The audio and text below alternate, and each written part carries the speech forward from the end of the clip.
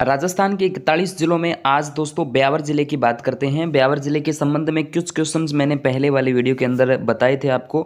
इस तरीके से आज का दूसरा वीडियो जिसके अंदर दूसरा पार्ट है। और ब्यावर जिला अपने आप में महत्वपूर्ण जिला है, जहां से अजमेर से वैसे अलग हुआ है। राजस्थान में अजमेर से वैसे केकड़ी अलग हुआ था।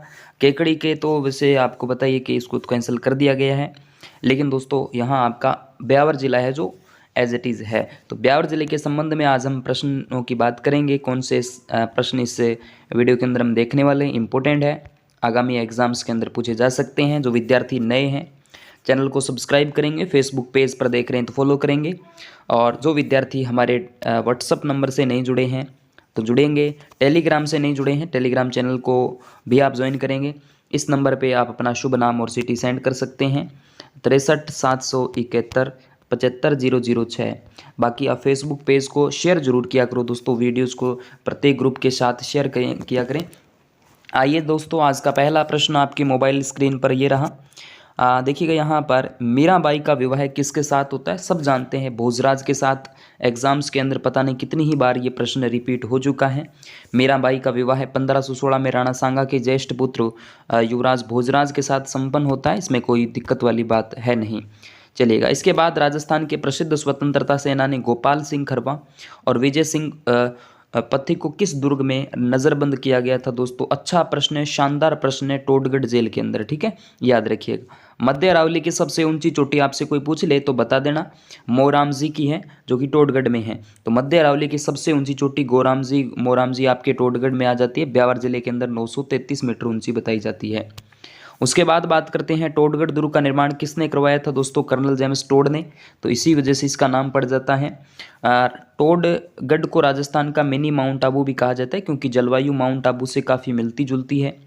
वह माउंट आबू से मात्र 5 मीटर समुद्र तल से नीचा है। टोडगढ़ का पुराना नाम बोरासवाड़ा या बरसावाड़ा, जिसका बरसा नामक गुर्जर जाति के व्यक्ति ने बसाया था, ऐसा माना जाता है। बरसा गुर्जर ने तहसील भवन के पीछे देवनारायण जी मंदिर की स्थापना की, जो आज भी स्थित बताया जा रहा है। इसके अलावा मेवाड़ के भीम सिंह ने इस क्षेत्र का नाम कर्नल जेम्स टोड के नाम पर इसका नाम टोडगढ़ रखा जाता है। मेवाड़ के भीम सिंह की बात यहाँ से कर ली जाती है। और टोडगढ़ दुर्ग के बारे में कुछ बातें आ जाती है, जैसे कर्नल जेम्स टोड ने मेवाड़ क्षेत्र में उपद्रवियों की गतिविधियों को कुचलने के लिए बोरासवाड़ा में एक दुर्ग का निर्माण करवाया था, जिसे टोडगढ़ कहते हैं, जहाँ महादेव का एक प्राचीन मंदिर तथा पीपलाज माता का मंदिर भी है। और इस जगह पर कर्नल टोड ने अपनी पुस्तक annals and antiquities of Rajasthan जो है वो लिखी थी, ठीक है। उसके बाद अगला प्रश्न आपके सामने है कि निम्न में से राजस्थान में तिल पट्टी उद्योग के लिए राजस्थान का कौन सा जिला? ब्यावर जिला।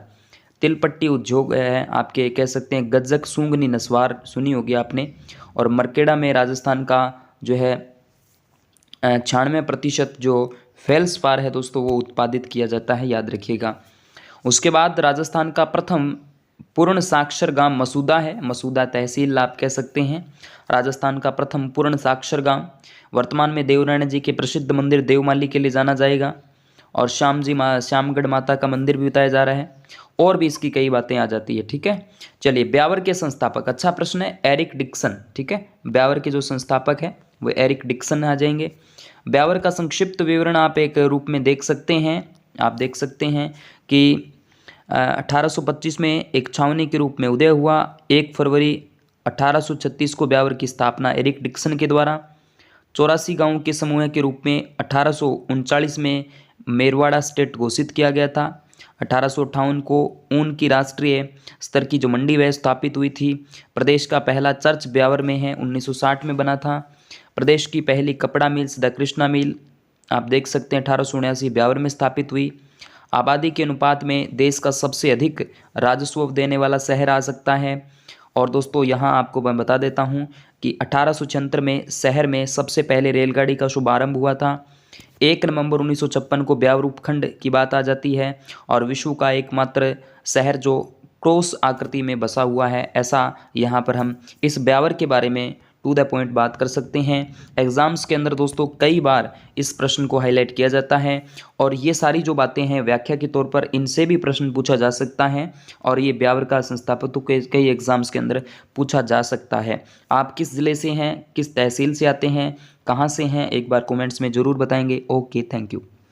इसके बाद आइए साथियों, अगला प्रश्न आपके सामने है, गिरि सुमेल का युद्ध कब हुआ था? गिरि सुमेल का युद्ध दोस्तों जनवरी 1544 के अंदर होता है। गिरि सुमेल का युद्ध 5 जनवरी 1544 के अंदर होता है, याद रखिएगा। अच्छा प्रश्न है, शानदार प्रश्न है। नारायण सागर बांध किस नदी पर है? खारी नदी पर है। गिरि सुमेल युद्ध में मालदेव के सेनानायक इंपॉर्टेंट है, जेता और कुंपा। सिंपल प्रश्न है। आइए, राजपूताना के 2 शासक कौन थे जिन्होंने गिरि सुमेल युद्ध में मालदेव के विरुद्ध शेरशाह का साथ दिया था? एक तो थे बिरमदेव और एक थे कल्याणमल। ठीक है, चलिए। एक मुट्ठी भर बाजरे के लिए मैं हिंदुस्तान की बादशाह खो देता, उक्त कथन किसका है? शेरशाह सूरी का है। किसका है? शेरशाह सूरी का। इसकी व्याख्या भी आप देख सकते हैं, बहुत अच्छी अच्छी इसमें बातें की गई है। 5 जनवरी 1544 को जोधपुर के महाराजा, मारवाड़ के राजा मालदेव, जेता और कुंपा के नेतृत्व में दिल्ली की व शेरशाह सूरी के मध्य जेतारण में होता है, याद रखिएगा। और उसके बाद में बोल्यो सूर बेण रयू, गिरी घाट घमसान, मुट्ठी खातर बाजरो खो दे तो हिंदवाण, ऐसा कुछ इन्होंने लिखा था कि आज एक मुट्ठी भर बादशाह खो देता हिंदुस्तान की। उसके बाद रामस्नेही शाखा के संस्थापक संत दरियावजी की महान जो महाराज जो जन्म, उनका जन्म जो है वो जेतारण ब्यावर में होता है।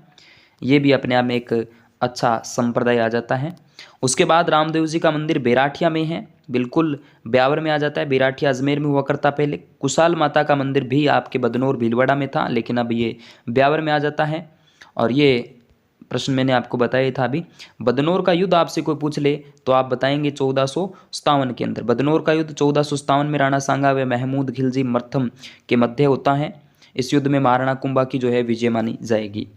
उसके बाद बात करते हैं, अगला प्रश्न आपके सामने है, देख सकते हैं, भगवान देवनारायण जी की समाधि आपसे पूछे तो देवमाली के अंदर है। देवमाली किसके लिए प्रसिद्ध है? हाल ही के अंदर करंट अफेयर का प्रश्न कमेंट्स में जरूर बताएंगे। भगवान इनकी समाधि मसूदा में आ जाती है, देवमाली के अंदर। बरसूरा घाट शिव घाट, अच्छा प्रश्न है, भूगोल का है, ब्यावर में आ जाते हैं ये दर्रे। राजस्थान में देवर भाभी की होली आपके ब्यावर में इंपॉर्टेंट है, याद रखिएगा ब्यावर में। उसके बाद अगला प्रश्न आपके सामने है, ब्यावर में बादशाह मेले का आयोजन जो है होली के तीसरे दिन होता है। 32 खंभों की छतरी, जोध सिंह की छतरी दोस्तों बदनौर के अंदर आ जाएगी। और भी राजस्थान में वैसे 4 से 5 छतरियाँ 32 खंभों की है।